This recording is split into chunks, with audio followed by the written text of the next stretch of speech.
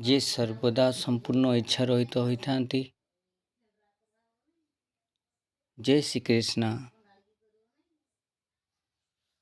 ଜୟ ଶ୍ରୀକୃଷ୍ଣ। ଓಂ ଶ୍ରୀ ପରମାତ୍ମନେ ନମଃ। ଯେ ସମ୍ପୂର୍ଣ୍ଣ କାମନା ରହିତ ଆତ୍ମାରେ ସ୍ଥିତ ଆତ୍ମସ୍ୱରୂପ ଅଟନ୍ତି, ତାହାଙ୍କର କେବେ ହେଲେ ପତନ ହୁଏ ନାହିଁ। ସେ ବ୍ରହ୍ମଙ୍କ ସହିତ ଏକାକାର ହୋଇଯାଆନ୍ତି।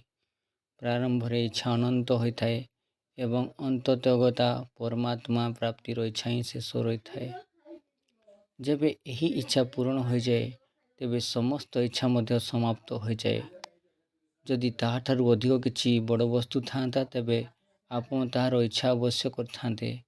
ଯେତେବେଳେ ତାଠାରୁ ଅଧିକ ବସ୍ତୁ ହିଁ କିଛି ନାହିଁ, ତେବେ କାହା ଇଚ୍ଛା ନିମନ୍ତେ ହେବ?